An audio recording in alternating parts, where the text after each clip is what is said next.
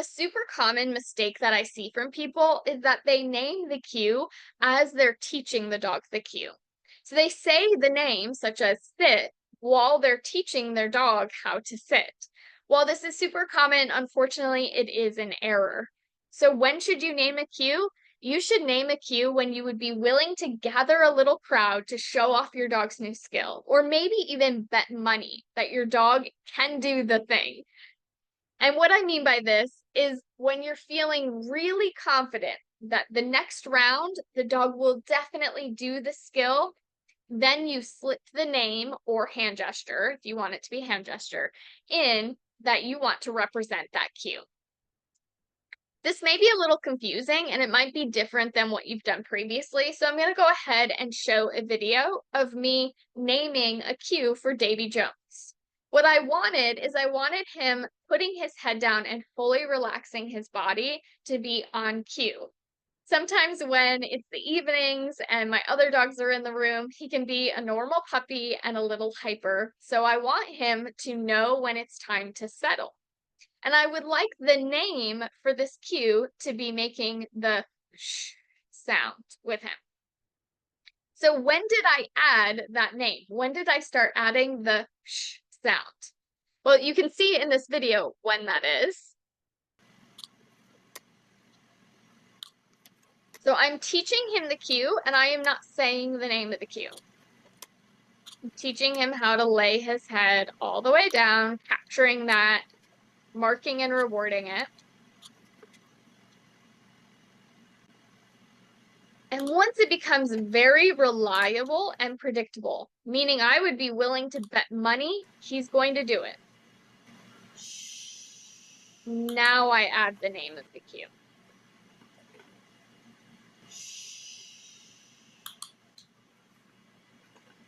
And mark and reward.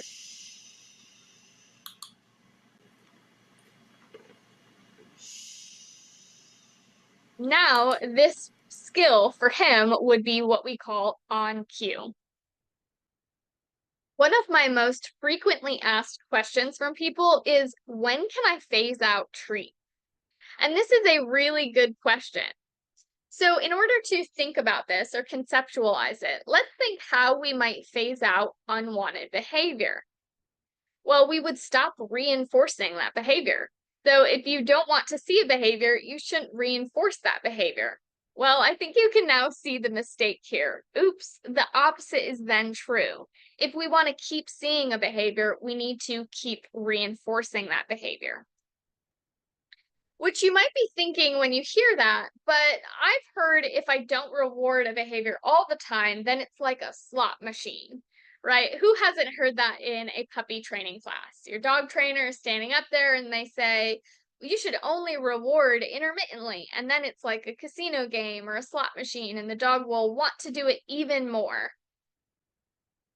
The truth is, I know a lot of dog trainers who say this in a class and who would never do it with their own dog. And the reason is that this whole casino rumor is mostly false. It's not true for about 99% of contexts in which we want our dogs to do something. The reason this rumor in theory is right, but in practicality is wrong, is this. The payout for not listening to you is most likely a much more biologically addicting scenario. So think of chasing a squirrel instead of doing recall, or dragging you on leash to go greet another dog. The payout, the slot machine payout for not listening to you, that's so much more rewarding and biologically addicting to them than anything we could manufacture or create.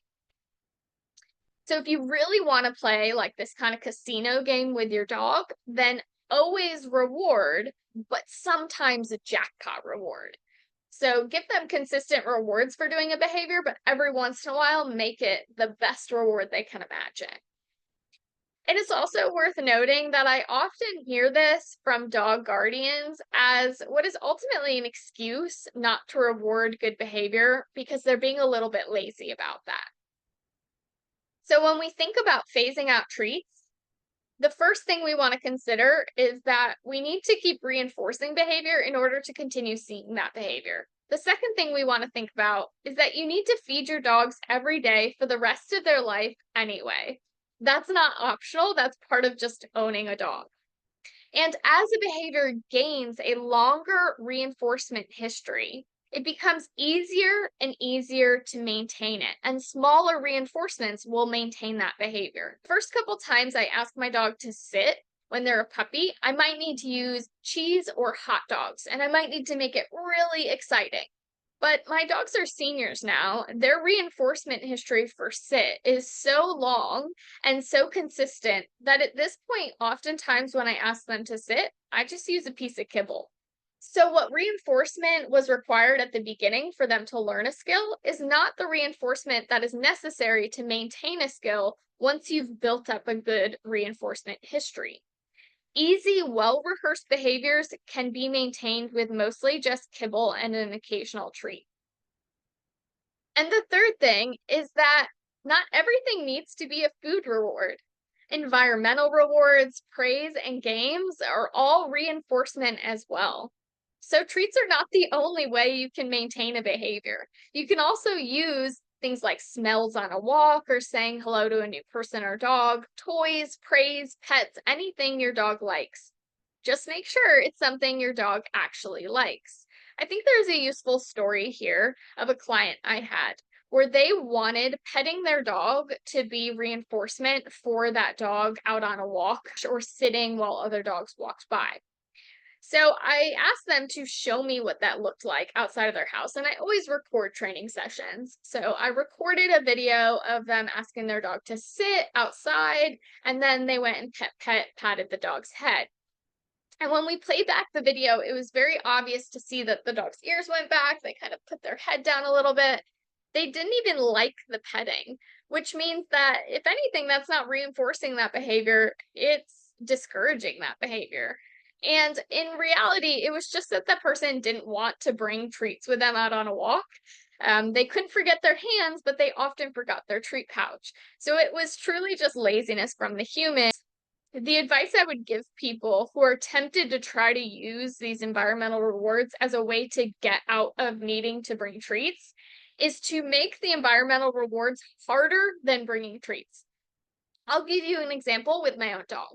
So Briggs loves stuffed animals, and he loves playing this game called Find, where he finds a scent in a stuffed animal. It's a game we've played in the home, we've played in classes. He loves this game so much.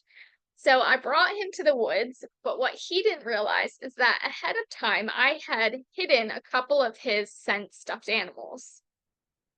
As we're out there, I ask him to come to me, I ask him to sit, and then I say the magic words, Briggs, find. And he runs off and gets to find his favorite stuffy using this scent game, which is just the best game for him. And then we play tag a little bit. That setup was much harder for me than just grabbing some cheese and sticking it in my treat pouch, or grabbing some treats and throwing it in my treat pouch. If your environmental reward is easier than bringing treats, you might accidentally be mistaking stinginess for savviness. So one of the fears I think fueling this behavior from humans is that they don't want their dog to only listen for food. They don't want to accidentally be out and about, run out of treats, and then their dogs won't listen to them anymore. And this is a valid fear, but it's also a fixable fear. If that's a fear of yours, then your dog knows whether or not you have food on you. And that's your fault. You're not being creative enough. And you need to learn to outsmart your dog in this way. Don't worry, I'll explain what I mean. Kathy Sadeo, in her book, Plenty in Life is Free, has this great story about hamburgers that grow on trees. And it really stuck in my head and is something that I use often with my clients.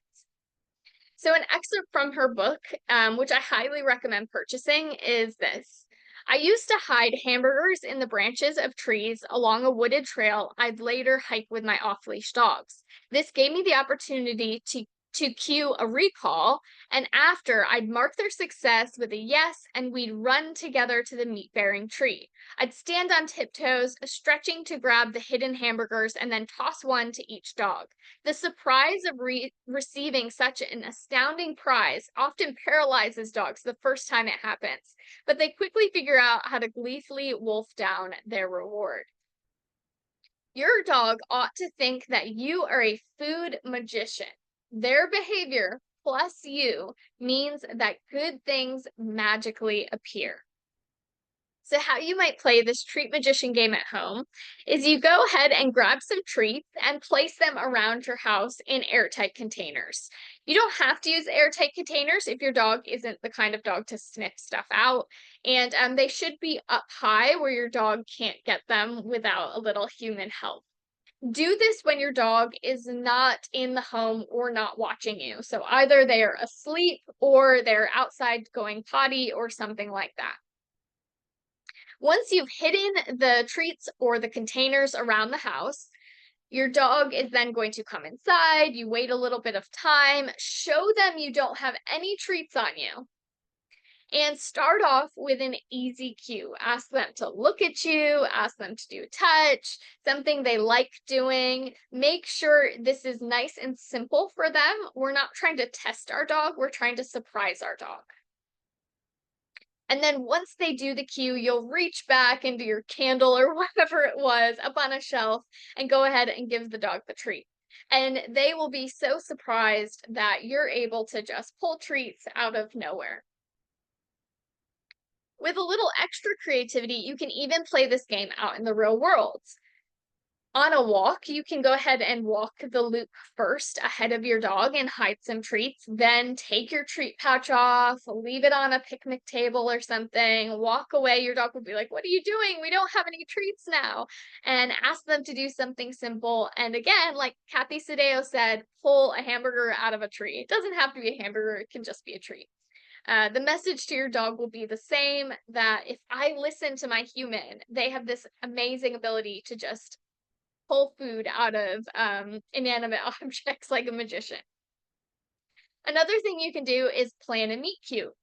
So when my husband used to work away from home, so he was gone for 2 weeks and then home for a week, when he would get back from these long business trips, I would plan a meet cute with him. So you can imagine I'm at a park with my dog. I know he is pulled up, but they don't know that. I'm texting him or whatever. And I say, "Okay, stand behind that tree over there." And I go over, I ask my dog to do something like sit or recall or something like that, and boom, my husband just appears out from behind a tree. What an amazing reward for them, and what an amazing reinforcement that they think that I have this magical ability to make their favorite human beings appear out of nowhere. The other thing you can use is vending machines. So a vending machine is great because dogs already think it's probably magic. Also food trucks, things like that. Go ahead and put some points in, get something in the vending machine, walk around Lowe's or whatever it is, ask your dog to do some commands, and then boom, pull out, a little bit of those peanut butter crackers or something like that. And if losing your dog in public without food on you is your worst fear, then go ahead and practice this. What I mean by that is you can practice taking your treat pouch off, having some food hidden ahead of time, and you can even start to begin leash dropping. So I start this with a long line, of course, so that I can step on it or grab it if the dog doesn't do what I want. But you can work up to a shorter and shorter leash, to the point now where I practice with my dogs accidentally dropping the leash without treats on me. Oh my gosh, what are we going to do? And then ask them to come to me, and boom, food comes out from nowhere. So they believe in magic. They believe I am a treat magician. So we're going to go ahead and watch a video of me playing this game with my dogs.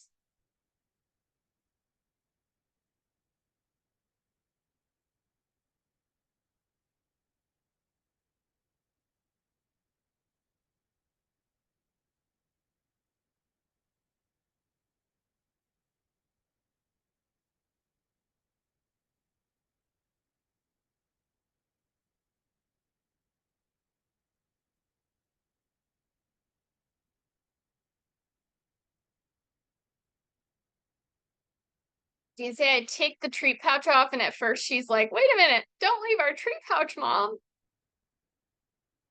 But she go ahead and listens to me and is rewarded with cheese from a tree.